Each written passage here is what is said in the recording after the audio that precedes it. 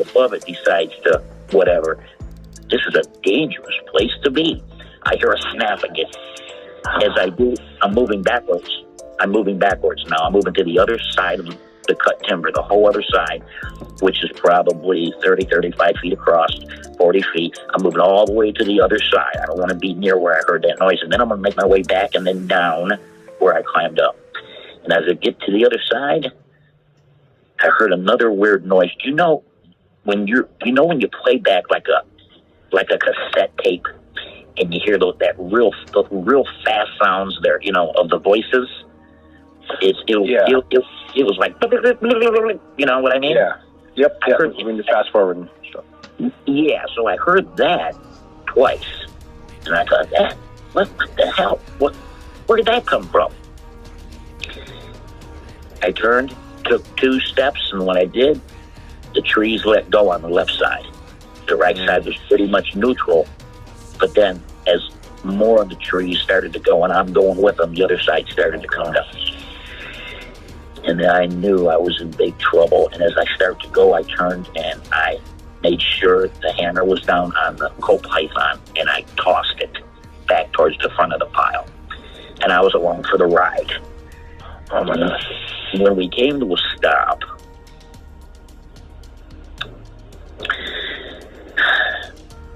I was laying there with covered by trees, not able to get a gasp of air no matter what I did. I was literally crushed. I had no idea. I knew I was hurt, that I was hurt bad, but I didn't know to what extent. And I'm wedged there, and I got this first tree that's coming across my chest. And it's so much pressure, I can't even explain what it felt like. I got blood pouring out of my right arm, out of my right shoulder, up near my neck. Got a broken foot. I got a broken ankle. I got a broken hand, fractured wrist. 8 or 9 broken ribs, punctured lung. Wow. And, buddy, I'm telling you, I knew right then and there, within 10 seconds of when everything came to a stop, that I was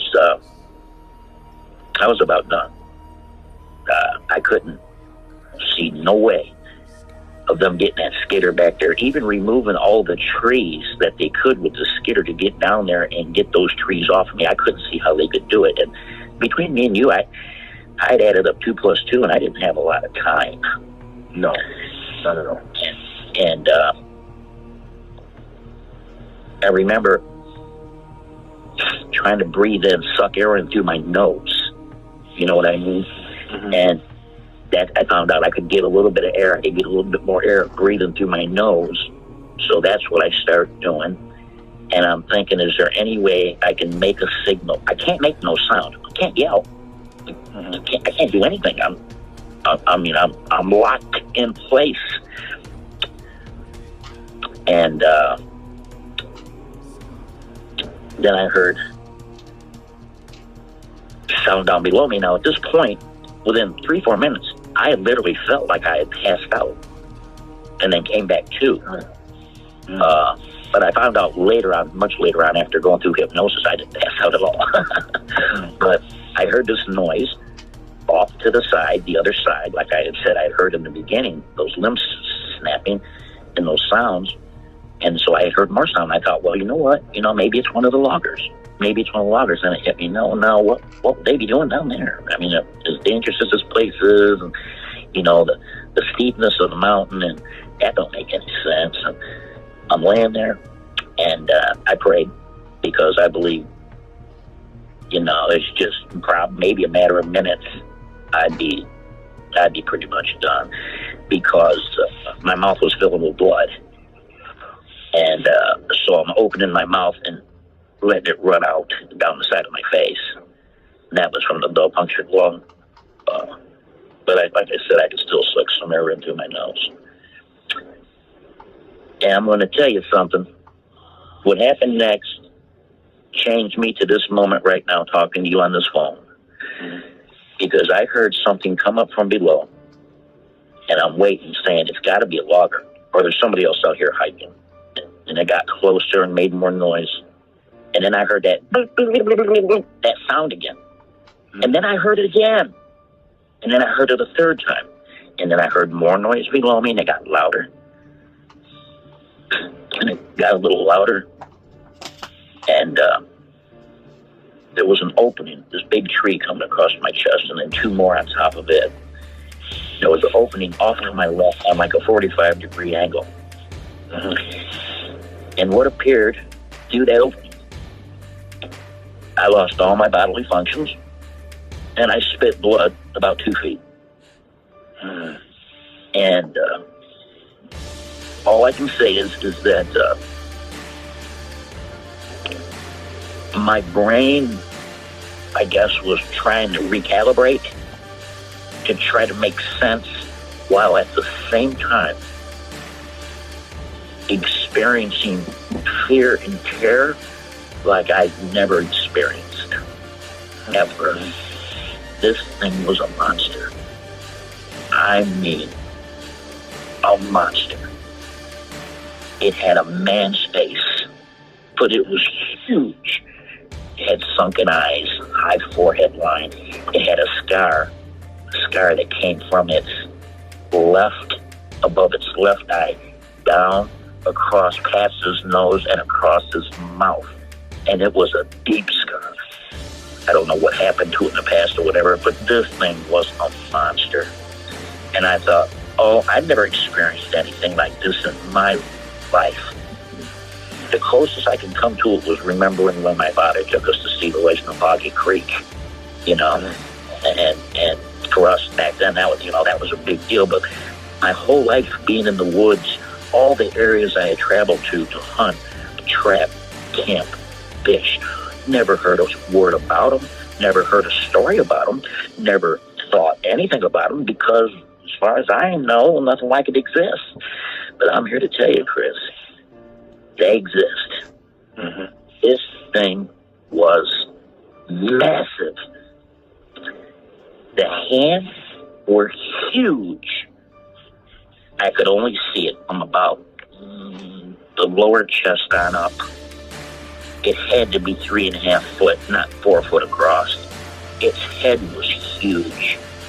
And it's turning, and it leans down, and as it leans down, a big bubble of drool falls out its lower lip, lands on the tree. And it's turning its head to the right and to the left. And I'm right there 3 foot away. And I'm gagging because I'm trying to scream, and I can't. And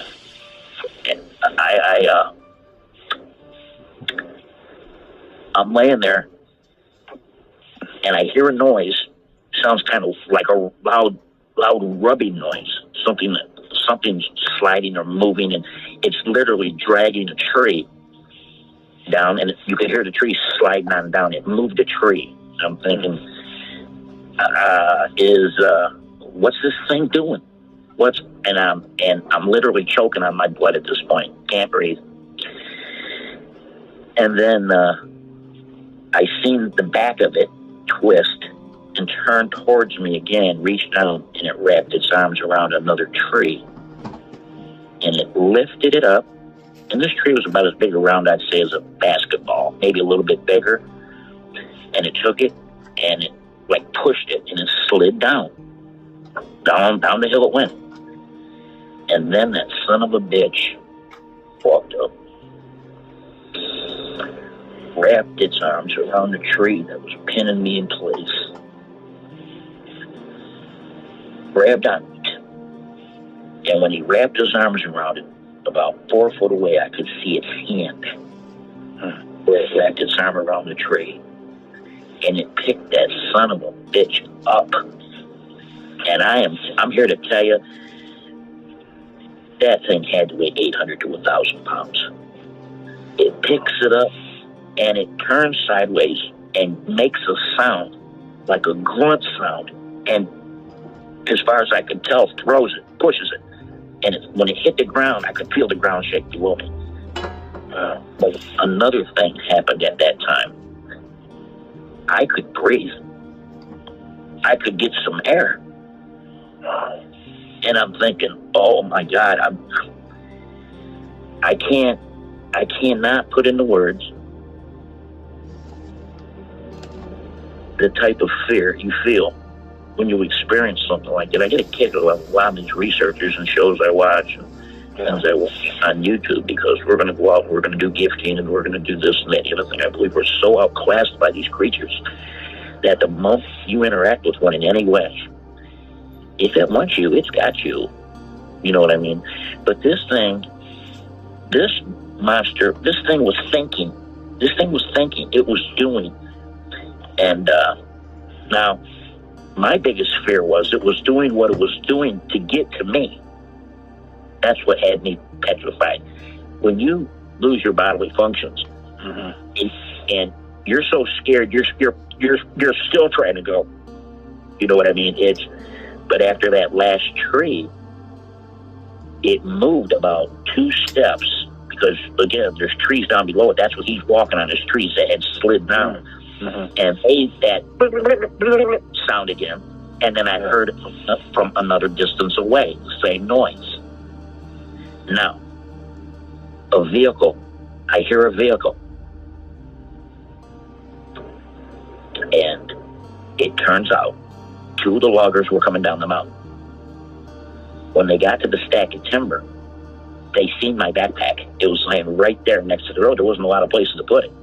And they stopped. And they got out and yelled, "Hey, where you at?" I heard them yell that. And meanwhile, I'm trying to make a sound. I can't. I'm trying to yell anything. I'm here. Help me. I can't make no sound. And I don't know what's happened. But what happened was one of the loggers climbed up to look and yelled to the other logger, "Oh my God, we got a slide here. These trees let go."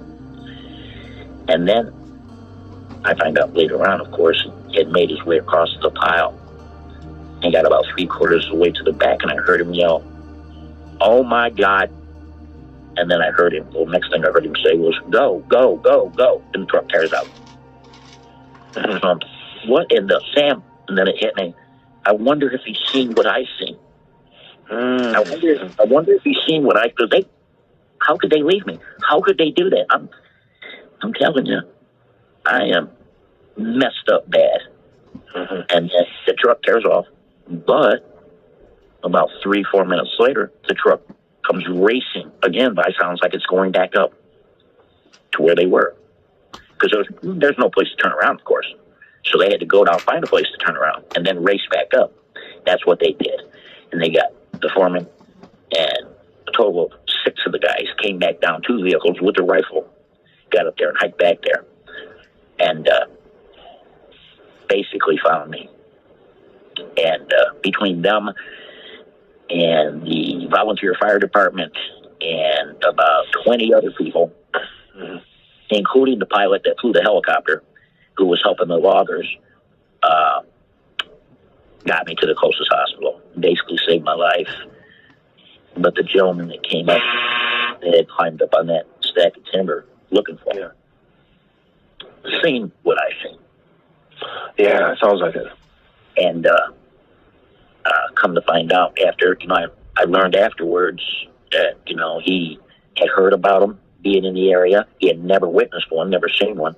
He had heard about him being in the area, and he had told me later that he thought that maybe 1 or 2 of the other crews that turned down the work because of that, because they had several incidents in that area in the last several years.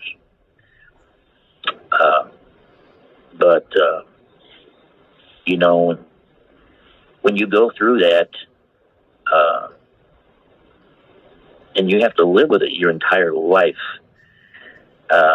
I've been through 20 doctors, more than 20 medications. I take 2 medications for PTSD. When I sleep, I literally pass out. I don't go to sleep because my sleeping disorders are so bad. But 2 years after the incident happened, it took me about a month to tell my father. My father is a roughneck, worked in a factory his whole life, come from a poor background. and I told him what happened. And I'll never forget, because I had reservations, great reservations, about opening my mouth to anybody. And he walked up and he put his arms around me and said, son, he said, what? Like they say, what don't kill you makes you stronger. Keep it to yourself. Just, I believe you, but keep it to yourself, because I literally, so help me, feared being put in a rubber room. And that's even after I had a witness, that seen what was actually there. Well, it wasn't the only one. There was 3 of them. Which there was one about 5 foot tall. There was one about 6.5, 7 foot tall, and then apparently that one that lifted the moved the trees. The gentleman said had to be every bit of 9 foot tall. Wow! Did you see all the other 2 then? Well, no, I didn't. But oddly enough, Chris, under hypnosis, I did. Recounted the whole story and seen the 2 standing side by side. Because everything was recorded, and the psychiatrist that I had seen that agreed to go in and with another, with 3 other doctors and put me under hypnosis. After that session, he explained to me he'd have to drop me as a patient. He says, I've never experienced anything like that. I don't even know where to start. He says, I can't do it. Yeah. I'm telling you the honest truth. If it's the last thing I do, if I'm lucky enough, if God sees to it, I'm going to stand in front of one. I'm going to interact with it, and it's not going to be the way it was on March 8th, 1976.